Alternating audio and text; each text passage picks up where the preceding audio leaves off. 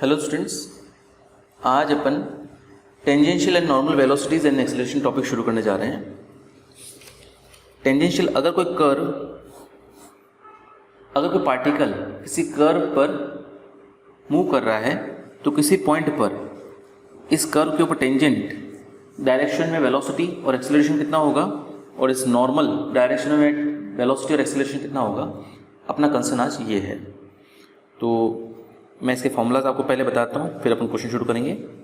पहले tangential velocity, इस direction में वेलोसिटी जो है वो होगी ds/dt, ठीक है।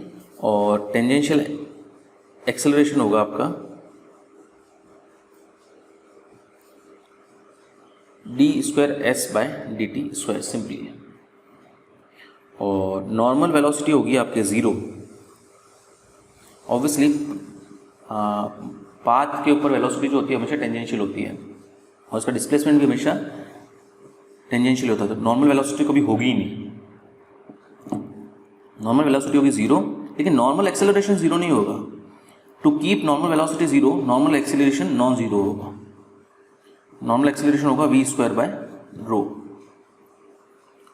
ओके। और अगर कोई पार्टिकल सर्कल के ऊपर मूव कर रहा है, पार्टिकल का पाथ जो है सर्कुलर है, तो यहाँ पे s=a θ होता है उस स्पेशल, और ρ मतलब रेडियस ऑफ कर्वेचर होती है a, यहाँ पे रेडियस ऑफ कर्वेचर है। तो इस स्पेशल केस में जो ds/dt है वो a dθ/dt हो जाता है। ऑब्वियसली ds/dt क्या हुआ, a कांस्टेंट है, dθ/dt, या इसको a × dθ/dt को ओमेगा भी लिखते हैं, angular velocity. Similarly d²/dt² a × d2 हो जाता है, dt² हो जाता है। ये स्पेशल केसेस है बेटा ना, अगर पार्टिकल सर्कुलर पाथ पे मूव कर रहा हो तो नॉर्मल वेलोसिटी ज़ीरो हो जाती है। ये ज़ीरो है तो नॉर्मल वेलोसिटी इस केस में भी ज़ीरो ही होगी, और इस केस में नॉर्मल वेलोसिटी जो है वो a dθ/dt, v² है ना, v अपना ये टेंजेंशियल वेलोसिटी है। तो ये टेंजेंशियल वेलोसिटी अगर सर्कल है उस केस में ये होगी, तो ये होगा dθ/dt का whole square upon radius of curvature की जगह आएगा a। इसको फॉलो के लिख सकते हैं a² dθ/dt का होल स्क्वायर। ये नॉर्मल वेलोसिटी का फॉर्मूला है। ये फॉर्मूलाज आपको याद रखना बेटा, क्वेश्चंस आपके सिंपल ही आते हैं, डायरेक्ट फॉर्मूला के ऊपर बेस्ड आते हैं। तो चलिए शुरू करते हैं क्वेश्चंस को। सबसे पहले एग्जाम्पल 1।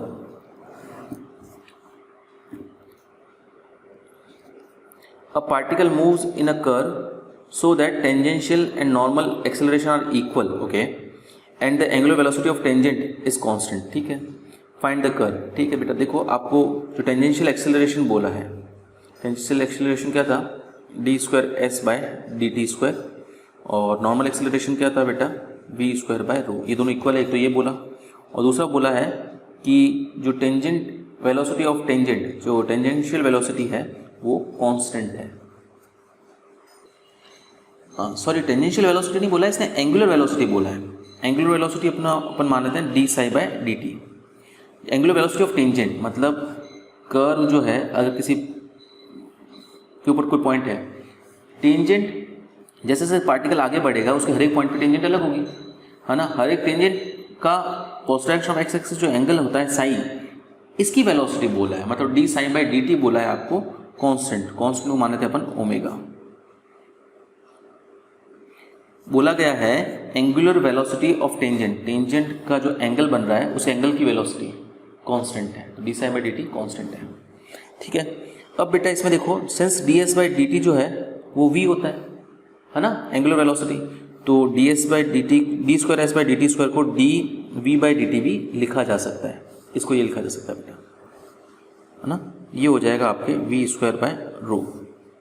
मैं काम करता हूँ, इसमें थोड़ा सा चेंज कर देता हूँ, मैं dv/ds और ds/dt कंसिडर कर देता हूँ, इसको v²/ρ। तो ये हो जाएगा dv/ds इंटू v v²/ρ। तो ये ध्यान ही रखना है आपको, जो टेंजेंशियल एक्सेलरेशन होता है उसको v dv/ds भी लिखा जा सकता है। ये फॉर्मूला में ऐड कर देना आप लोग। तो एक v से एक v कट जाएगा, अब dv/v 1/ρ ds हो जाएगा, ठीक है। अब वन अपॉन रो को ये अपन ने फर्स्ट ईयर में सीखा था, वन अपॉन रो जो है d psi by D s होता है ना। फॉर्मूला था बेटा ये radius of curvature radius of curvature का फॉर्मूला। तो d v by v is equals to, इससे डी एस बाई साई का formula, d S by rho का फॉर्मूला बनेगा डी साई।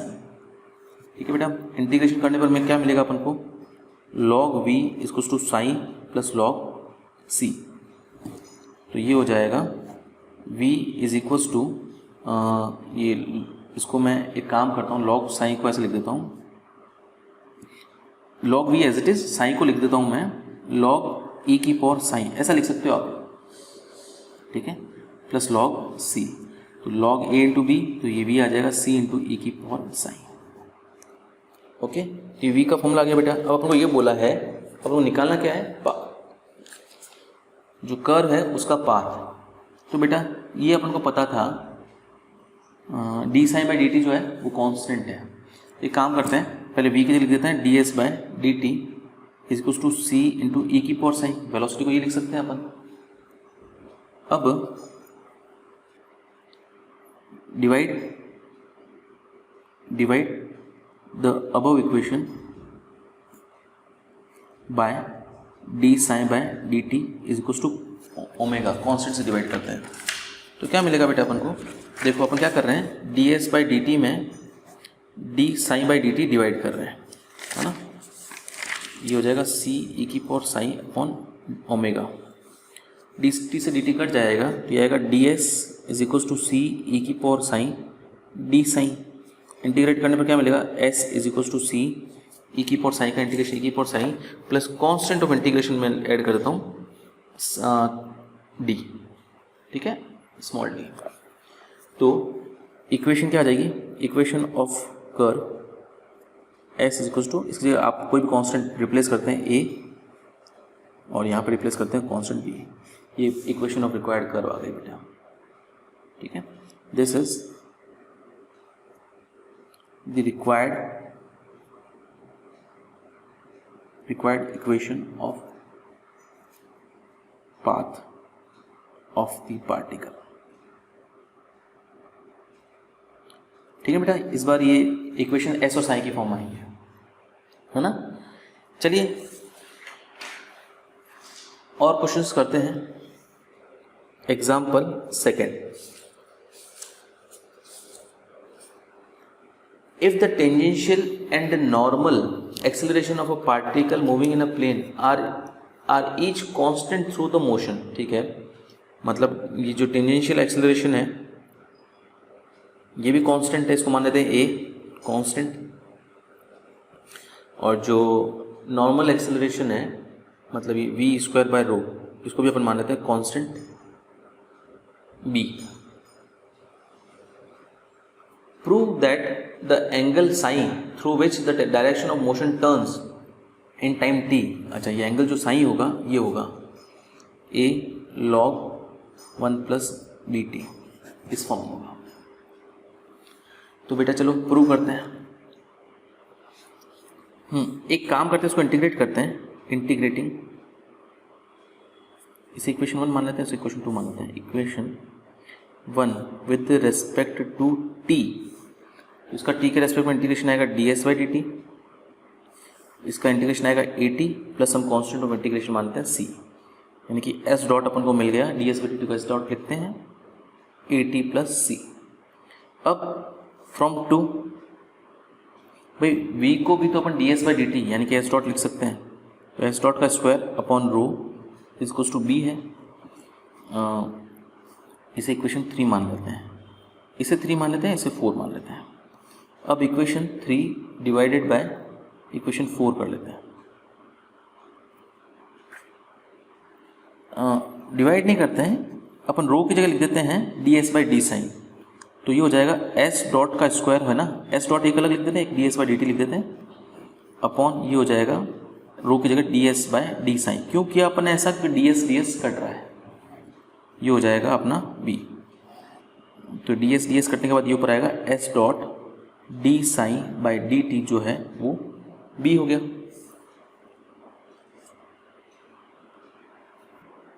अब इस एस डॉट की वैल्यू यहाँ से रख देते हैं 80 plus c d psi by D t. अब इसमें दो ही वेरिएबल है साई और टी, इंटीग्रेट हो सकता है इजीली। डी साई की वैल्यू आएगी b by a T plus c into d t. Integrate कर दूँ, इसको y मान लेना, ये डी वाई पड़ा है, तो psi is equals to B by A आएगा log of A T plus C, plus constant of integration में ऐड करता हूँ लॉग डी ऐड कर देता हूँ, ठीक है। अब बेटा ये पार्टिकल जो है ये ओरिजिन से स्टार्ट हुआ है, अपन ये मान लेते हैं ना, मोशन ओरिजिन से स्टार्ट हुआ है। तो मोशन अगर ओरिजिन से स्टार्ट हुआ है तो स्टार्टिंग में जो टेंजेंट का एंगल होगा वो होगा zero at t is to zero. जब टाइम जीरो होगा तो जो साइन होगा वो भी जीरो होगा। ये अपन सब्स्टिट्यूशन इसमें करते हैं तो ये होगा zero equals to B by A log zero plus c c plus log d. तो कांस्टेंट की वैल्यू अपने पास आ गई, लॉग डी की वैल्यू आ गई अपने पास minus B by A log सी। तो ये यहाँ पे रख देते हैं, तो अपन को आंसर मिल जाएगा psi is equals to B by A log A T plus C, और डी की जगह आ जाएगा minus B by A log C. B by A common आ जाएगा तो ये हो जाएगा log of A T plus one, ये आ जाएगा। ये तो आ गया बेटा। लेट बी बाय ए को अपन capital A and A by C को अपन कैपिटल बी मान लेते हैं। ये हो जाएगा psi is equals to capital a log of one plus b t. यही प्रूव करना था। This is hence prove, this is the path equation of path of the particle. Simple है बेटा, सीधा फॉर्मूलाज के ऊपर बेस्ड क्वेश्चंस हैं सारे के सारे। Example third, a particle moves in curve y is equals to a log sec x by a in such a way that tangent to the curve rotates uniformly। Tangent uniformly rotate कर रही है, मतलब जो tangent का positive direction of x x angle जो sine होगा d sign by D t वो constant होगा, उसको मान लेते हैं के। भाई कर्व जो है, जो कर्व के ऊपर टेंजेंट है वो यूनिफॉर्मली रोटेट कर रही है, मतलब जो एंगल बना रही है positive direction of x x है वो कांस्टेंट है। Prove that the resultant acceleration of particle varies as the square of radius of curvature। resultant acceleration मतलब जो normal acceleration है और जो tangential acceleration है उनका स्क्वायर की सम का रूट। ये जो है आपको प्रूव करना है कि जो रिजल्टेंट एक्सेलरेशन है रेडियस ऑफ कर्वेचर के स्क्वायर के प्रोपोर्शनल होगा दिस। तो चलिए करते हैं इसको।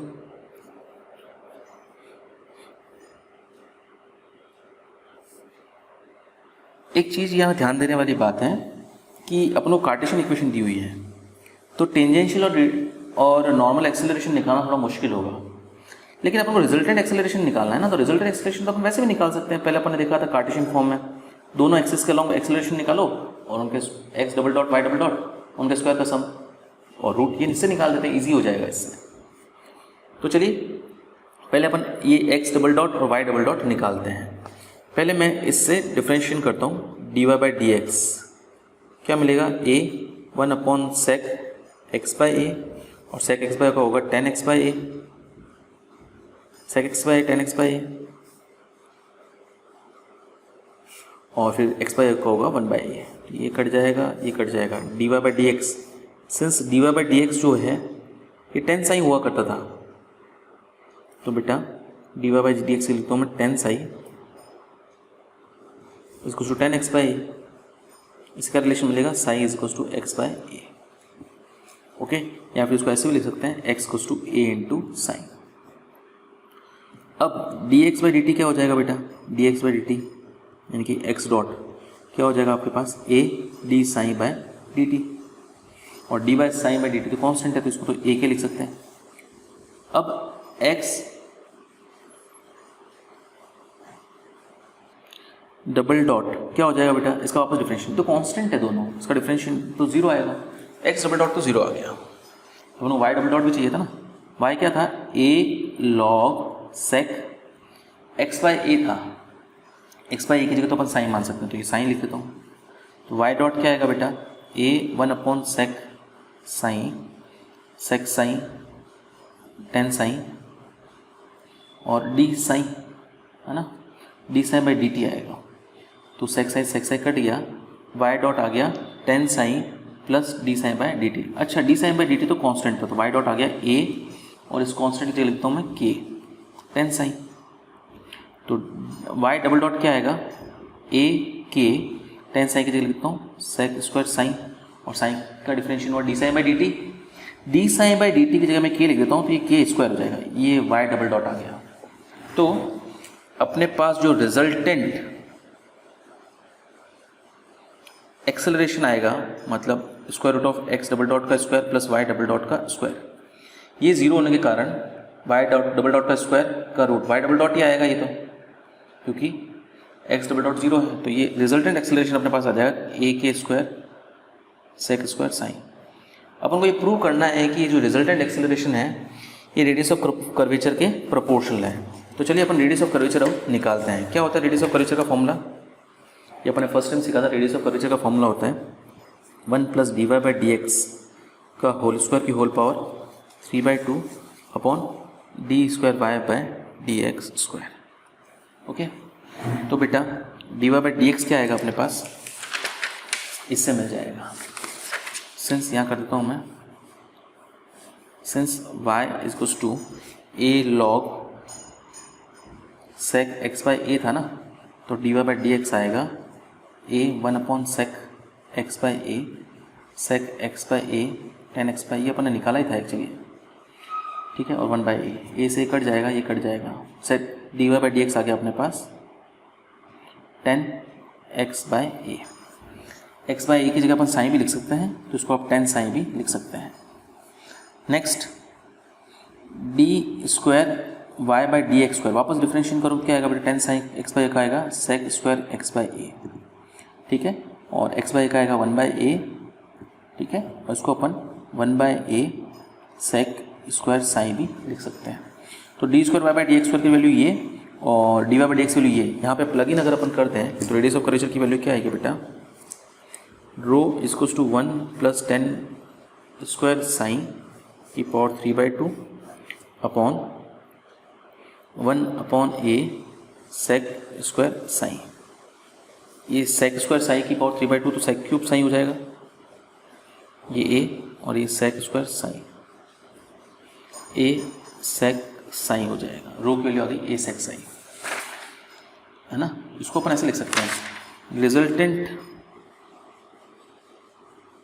एक्सेलरेशन क्या था अपने पास, ए के स्क्वायर सेक स्क्वायर साइन, है ना, तो ये हो जाएगा 1 बाई ए के स्क्वायर ए सेक साइन का होल स्क्वायर, है ना बेटा। मैंने ए से मल्टीप्लाई डिवाइड कर दिया, यानी यहाँ पर ऐसा समझ लो ए स्क्वायर बाई ए है ना, तो ये हो गया के square by A into rho का स्क्वायर, तो ये प्रोपोर्शनल टू रो स्क्वायर आ गया, hence prove.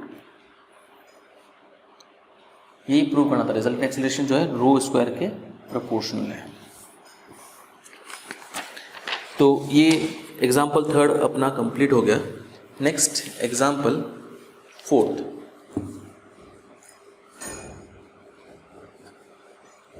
A particle moves in a curve with constant velocity v constant है, ठीक है, if s equals to 0 when sin equals to 0, ये भी आपको कंडीशन दी हुई है, x इक्वल्स टू 0 है when sin 0 है, and at any point its acceleration is v square c upon h square plus c square, acceleration ये है।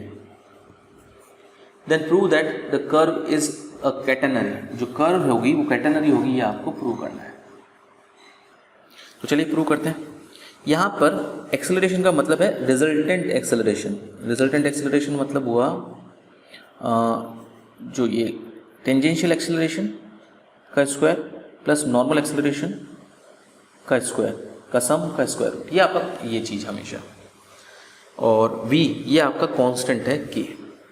तो ds बाई dt जो है ये आपके पास कांस्टेंट है, तो d square D s by dt square इसकी ज़रूरत पड़ेगी, ये आपका 0 होगा टेंजेंशियल एक्सेलरेशन। अब since square root of tangential acceleration मतलब D square S by D T square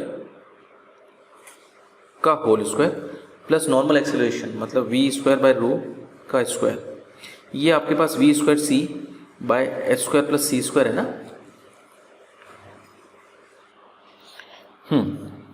तो ये चीज़ तो जीरो है और इसके स्क्वायर का स्क्वायर रूट होगा तो वी स्क्वायर बाय रो ही बचेगा, v square by c upon H square plus C square. ये पता चल गया, वी स्क्वायर से वी स्क्वायर कैंसिल हो जाएगा बेटा, तो ये पता चल जाएगा 1 बाय रो जो है वो सी अपॉन एच स्क्वायर प्लस सी स्क्वायर है। तो यहाँ पे सी कांस्टेंट है बेटा, सी रो की जगह अगर अपन D S by D sine लिख दें, D S by D sine, तो ये D sign by D S is equal to हो जाएगा C upon H square plus सी स्क्वायर। तो ये हो जाएगा D sine is equal to C into 1 upon H square plus C square D S. अब अगर दोनों साइड इंटीग्रेशन करें तो अपन को पता चलेगा sine is equal to C constant और 1 upon C square plus H square का इंटीग्रेशन होता है tan inverse S by C upon C, C से सी कट जाएगा प्लस कॉन्स्टेंट ऑफ इंटीग्रेशन मान लेते हैं capital A. Okay, since H equals to 0 when sine equals to 0, ये अपन को क्वेश्चन में पहले दिया हुआ था। तो इसमें 0 tan इनवर्स 0 0 प्लस ए, तो इससे पता चल जाएगा ए की वैल्यू 0 है। ठीक तो आ गया, sine equals to tan inverse S upon C, तो एस की वैल्यू आ जाएगी tan inverse C C tan inverse sine. This is the equation of particle which is catenary. This is equation equation of curve या equation of path of the particle and this is a catenary. ये catenary की equation है बेटा, hence ये आपको prove करना था।